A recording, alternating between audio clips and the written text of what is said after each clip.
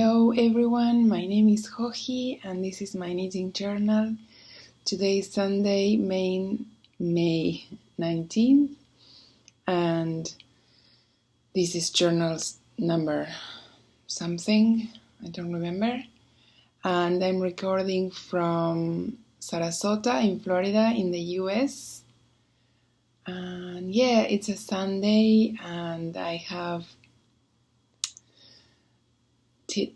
taught my last classes here in a retreat that I did for a yarn store called A Good Yarn. And it's been a very emotional day yesterday for me to finish teaching, to finally accomplish all the commitments that I had, all the teaching commitments that I had, and all the classes that I had to teach. So it was an achievement and a relief in a way, but also it was also the realization that I am finishing a stage where I got to meet so many students and so many knitters who share their time with me and allowed me to share what I know with them. So it was very emotional. I am in a very nice hotel in a 9th floor overlooking a beautiful marina bay, and also I'm realizing that probably I won't be staying in these fancy places so often, which is good because I need a break from the busy life, going from one place to the other, but also it's kind of heartbreaking. But I know that I made the right decision, so I'm happy and honestly very, very relieved that I don't have any more commitments that I have to work for in my calendar. So, having said this, as you can see, I'm all alone now. But I have been teaching with Veera and Caitlyn Hunter this weekend. And for me, meeting Caitlyn was exciting, overwhelming, and great fortune to be able to meet someone so successful. So yes, that is another thing that I understand, that I've been so lucky to be in a position where I can meet so many talented people that I've also have the chance to learn from. So anyway, I asked Caitlyn yesterday if she would like to record a podcast with me, a journal, and she said that she'd be happy to. So I am going to go downstairs in a moment and try to get Caitlyn to sit and chat with us.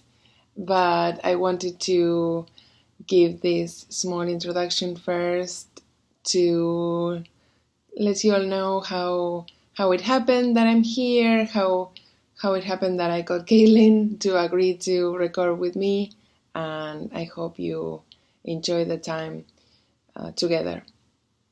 I have another interview that I recorded back in Portland with Bristol Ivy and Mary Jane Macklestone that I also want to share with you, but I haven't had time to edit that, so I will post that interview in a later journal. So see you later with Caitlyn. I hope you enjoy, and thanks for joining.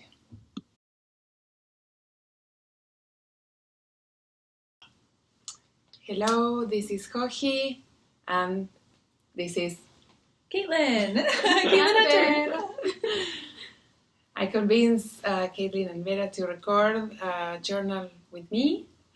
We are as I said, we are in Sarasota, Florida, and we have just finished teaching during the weekend. It was, how many classes did you all teach? 4? Yes, I think we all thought 4 classes. And then we also did some like book signings and meet and greets. So that was really nice. It's my first time meeting Caitlyn. I'm very happy to have had that opportunity.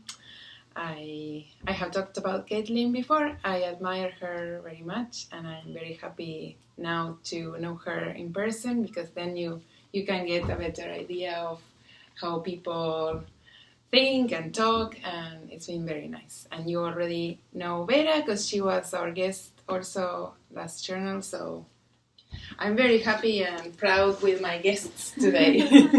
Thank you for inviting me. So what are you working on? I'm working on a new sweater with the Farmer's Daughter's Fibers Pishkin. It's for a project coming out in the fall that I can't talk about yet. So what's Pishkin like? It's a really nice, rustic, domestic United States rambouillet. It's I'm sorry, I'm a little bit tired.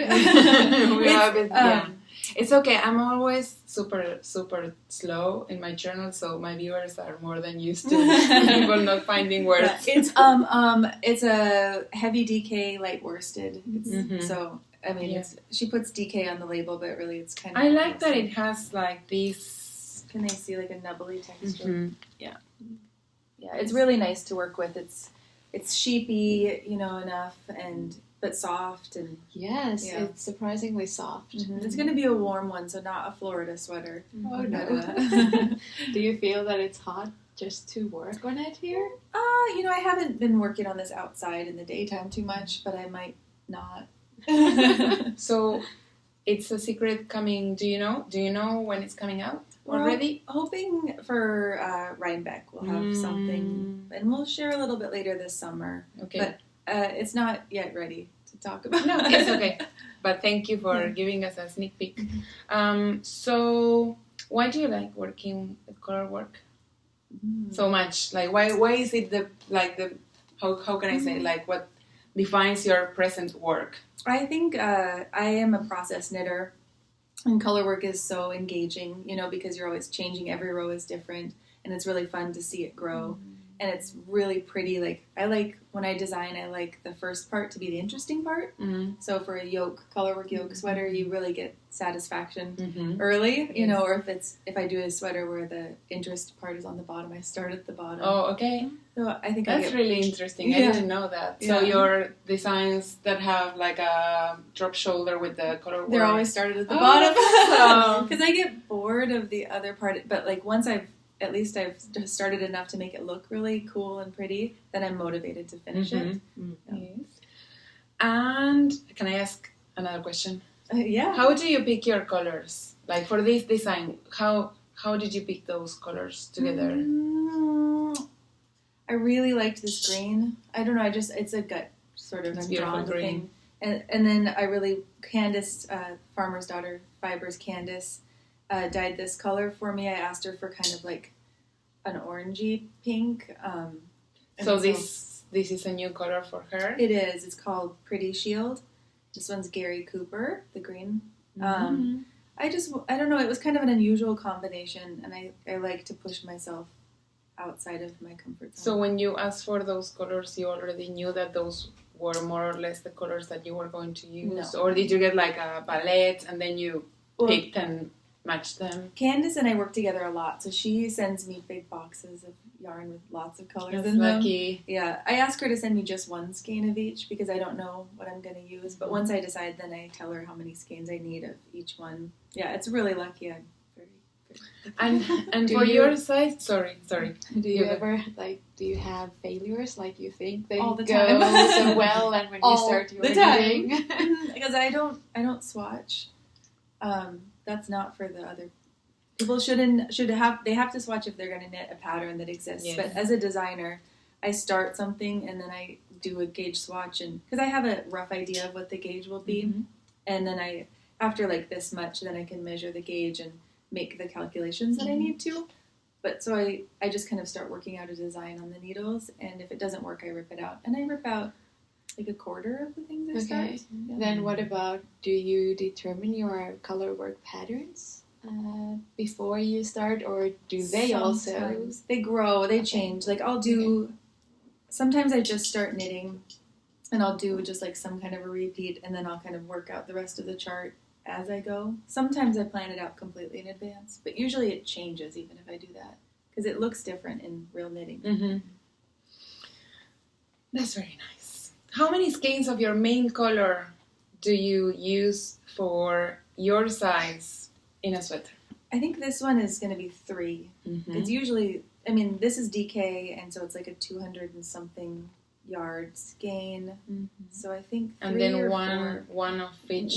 Less than one of each. Less than one of each. I do try to think when I'm designing about people buying yarn and Yes. making it easy and not having to buy 2 skeins and only use a Right, little bit. right. So I try. I mean, I know it changes for different sizes, but like Yes, and I bought one of your patterns yesterday, and I like that you list the yardage. do other Not people like not a. do that? I don't know, but I liked it. I like that it was there. That I like if I want to use leftovers for one of the colors. I know the yardage. I figure most people are going to do that. And Exactly, and it's so useful to a knitter to know how much they need. I mean, some people are going to use the yarn that I use, but I think most people are probably not. Most people use something else. Do you think I see a lot of people buying kits like with new yarn, which kind of is exciting, but also makes me sad that sometimes we're exposed to so much shopping. How can I say it? That sometimes we are not reminded that for the contrasting colors we can use our stash, and then perhaps we can pick the main color as our favorite color, because we see all these kits with all the yarn, and then people go buy it, and perhaps they have that exact same skein in their stash. But I think knitters are clever, so they do. No, of course they are. So of course they are. But it's I don't just know. good to have different opinions, and I feel Oh, like yeah, with yeah. every kit you get like different color ideas, Yes, different true. dye techniques. And No, true. I was not trying to be unfair with the dyers. I was just sometimes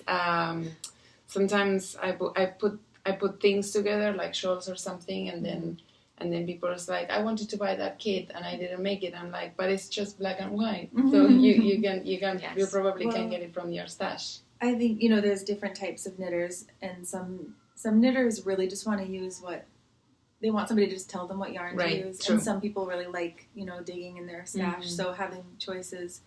And also some people don't have a big stash. Like I don't really have a big stash. That's true. I only buy, or I try to buy or get only what I'm going to use. I wish It's I was stress- like that. It stresses me out to have yarn that I'm not using. Like I look at it and I feel like it's looking at me and saying, aren't you using this? I would be very stressed. Yeah. So I think a lot of knitters, especially if you're like kind of a newer knitter, you might not have. And then you can also, True. then you start building your stash, and those little leftover balls can be, because as you gain confidence, the more projects you do, then you learn about, substituting, and I think True. it's just a process. True. So that's beautiful. Thank you. Thanks for sharing. Thanks. What are you working on, Veera? Well, I think we are working on kind of Similar things. sister project. Can we hold these up together? So my design is it's one of my this year's challenge. That is for each month I have a sweater design. For this year, I'm doing miserably, by the way, in general. No. But I just finished my March sweater, and this is my April. So far, hold on. You're doing one sweater per month, or that was your initial plan? Yes. What happened in January? January sweater is still work in progress, Okay. and I love it, but it's cables, and I'm not so drawn to the cables, so I'll probably go back to January. Okay, Later. January is on hold. What happened to February? It's done. It's published. It's my February beanie, because February is the shortest month, so I thought, I have to have a little break. So February sweater is you a can beanie. find that on Ravelry. Yes, it's it's called on the February beanie. Yes. Okay. What happened in March? It's just finished. It's the one that you showed Yes. in the previous journal. Yes. It's Well done. Yeah. it's done. You're working on the pattern already? Yes, it's actually written. Being destined. It's being tested. Yes. Excellent. And this is April. Yes. And are you planning to publish them like one by one, or are you planning to then bundle them up and maybe doing like a year ebook or something? I think for this it's going to be just one by one. And then maybe if I keep going with this, I might do it more properly. So let's show it. But this is just a oversized raglan top. It will have short sleeves. And the yarn here is a Julie Esseline Nurtured Fine, which is gorgeous. And super fine. And so delicate. It takes a while to. It's a finish single this. ply, Yes. sort of like almost like a lace weight, you would Yes. say, or Yeah, light fingering? closer to lace weight than fingering. It's really gorgeous. It is gorgeous. And do you know what that yarn is made of? The Let's see. I might have a tag here. Yes, here. So this is Nurtured Fine Rambouillet, like what you're using, and Targhee and Merino. it's really nice and soft. They And also light. have a thicker version Yes. that Veera It's just made. nurtured. Yes. It's called Nurtured, and Veera made a cardigan coat out of that called sea salt, Salt water. salt water, It's in interpretation 6. salt water, and and it's quite thick, like It's Aran. thick, but Aran- still lightweight Mhm. because That's of the the fiber. solid color. Yes. I bought that book and I hope to make that one. It's my favorite. you. Yeah. I Love can't wait you. to make a lot of those projects. It's a really beautiful issue. Thank you, Caitlyn. Yeah. Thanks so much. So I am working on a similar design to Veera's. So because we're always drawn to the same things, and mine is slightly different, but everyone here, of course, assumes we're working on the same project because they look exactly the same.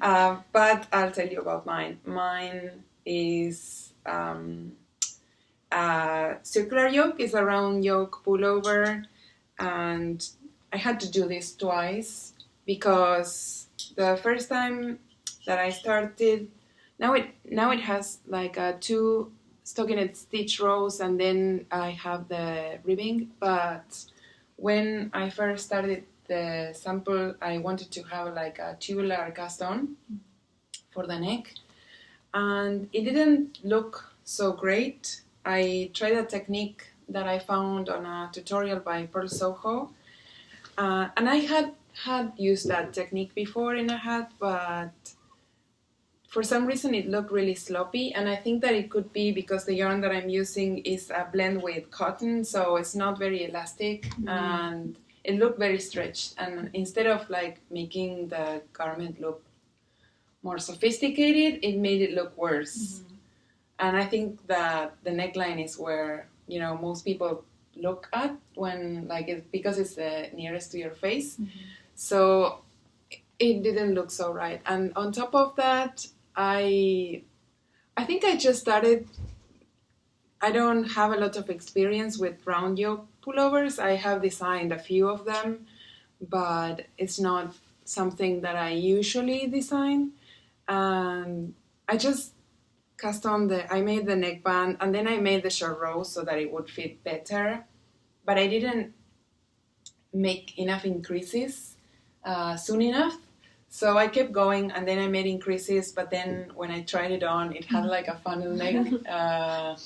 Like it was completely misshapen, and then my friend Ale was at home, and I tried it on, and I said, Ale, what do you think? This looks horrible. And she was like, no, you still need to block it, and it will work out. And I'm like, no, I don't think it will. And it looked really bad. So then we tried to do surgery to the sweater. I cut out the neckband and tried to pick up a different neckband lower.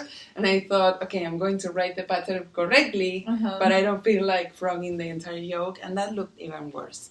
So then I had to frog the yoke and start again. And I think that now it works. So I'm very happy. So the yarn that I'm using, let me see if I have a tag, is called Mungo. And it's a yarn by the Portuguese brand Rosa Pomar. And this yarn, I bought it when I went to Portugal 2 years ago and visited her store. And it's made out of 50% wool and 50% cotton. And the tag says, Mungo is a recycled wool and cotton yarn. It is entirely spun from pre-consumer waste generated by Portuguese spinning mills. The wool used in this yarn is sourced in Portugal and or in Spain.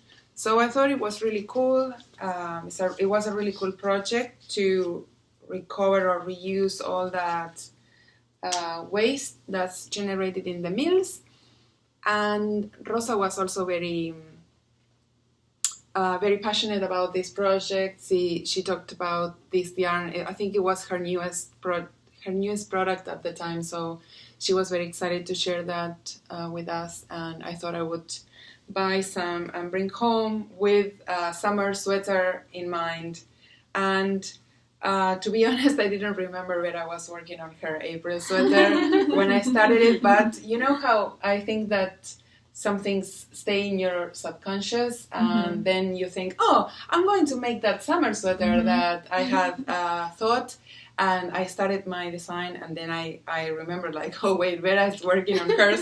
And, you know, it wouldn't be so funny if it had been different times, because we have designed similar things many times.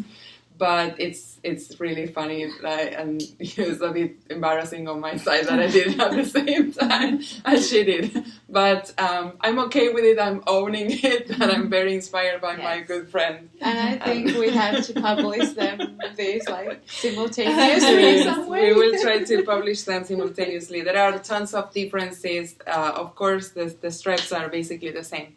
But my design is worked in this worsted weight yarn. It's a round yoke, and it will have longer sleeve. Both of them are really basic staple pieces for summer and warmer months. So that's one project that I'm working on. And do you guys have something else with you that you're working on? I have a finished object. Yes. Yeah. Yes. We see.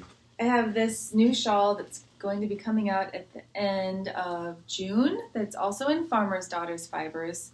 It's a big, giant, triangular shawl, and it has color work on the spine. That's amazing. It is so You know, I didn't really notice when you were like showing it until you were wearing it, and it looked so stunning. It reminds me of like back. vertebrae, you know, or something. But I was inspired by Anna Maltz's Marlisle technique, and because I like to play with the spine of a shawl, and I always like color work, but I don't want to do intarsia ever.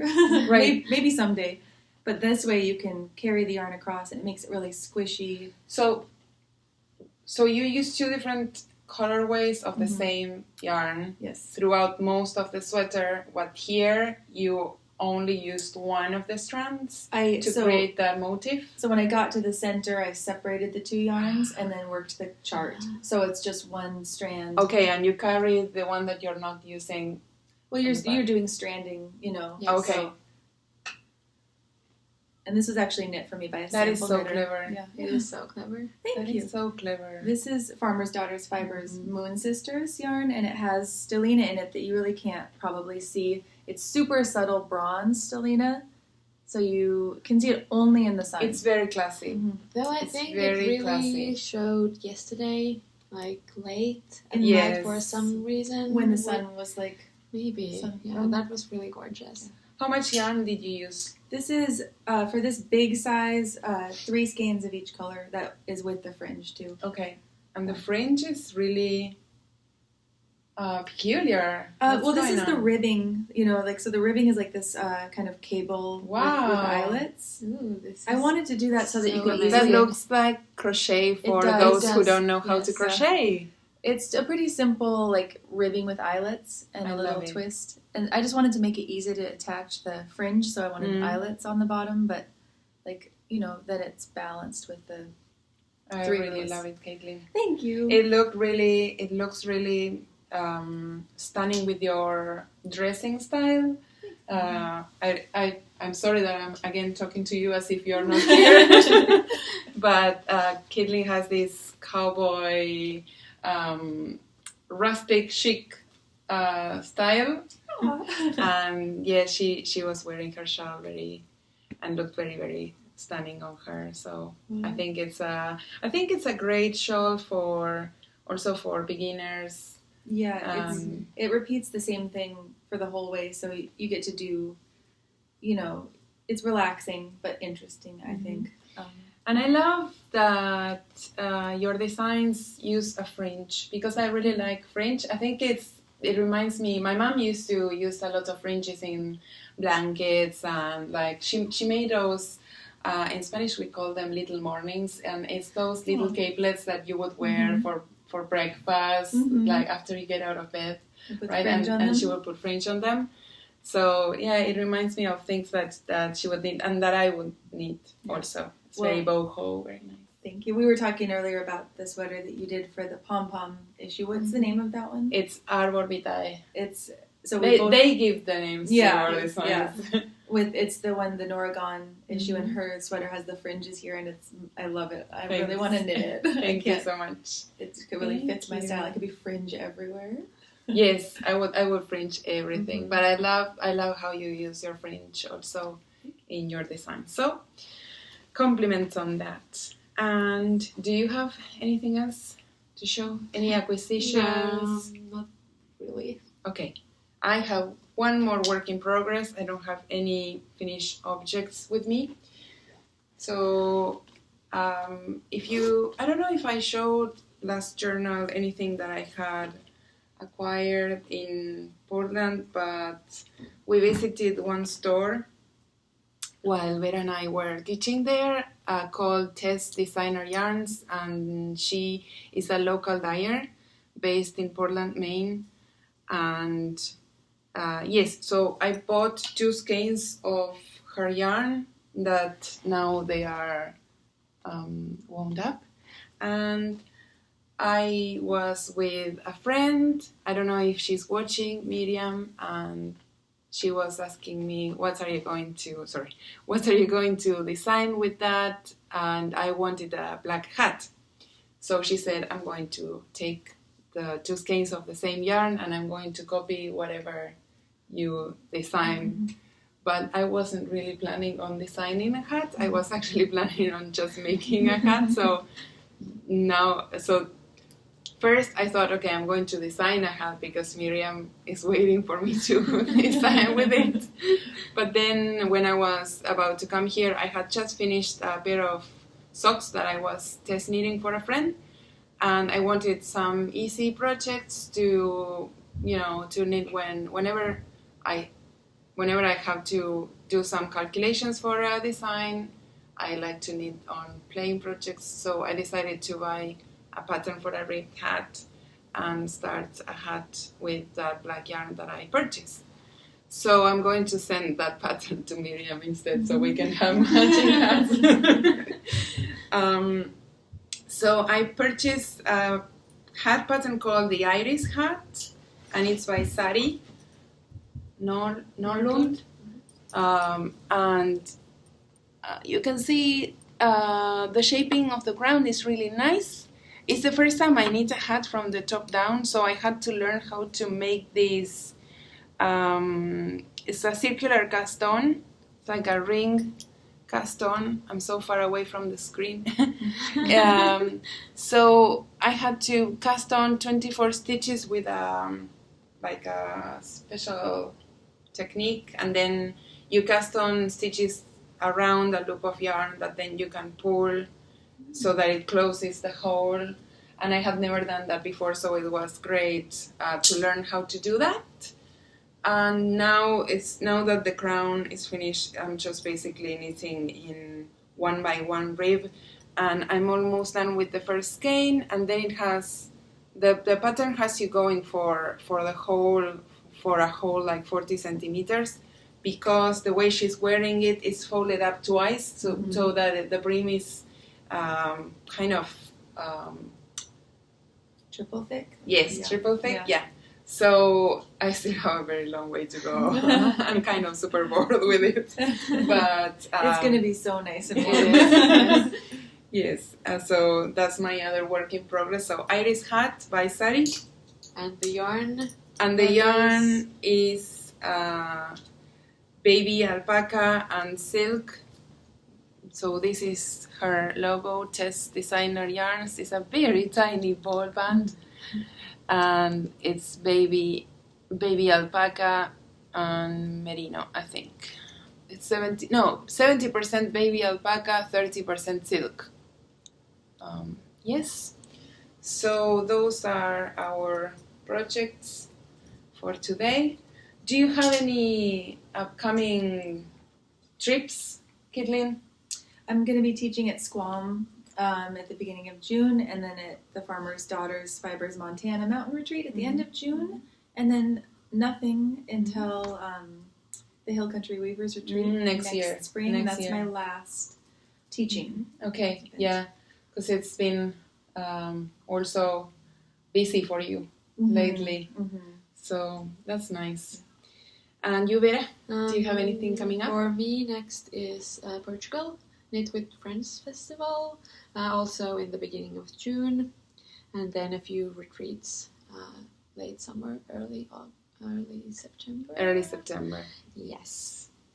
So thank you, ladies, for recording with me today. Veera, I know everyone looks forward to seeing the rest of your yearly projects, yes. And we will be looking forward to your Rhinebeck-inspired sweater. Yeah, the surprise Caitlyn, your surprise project. And yes, thank you. Thank you for having me. Bye.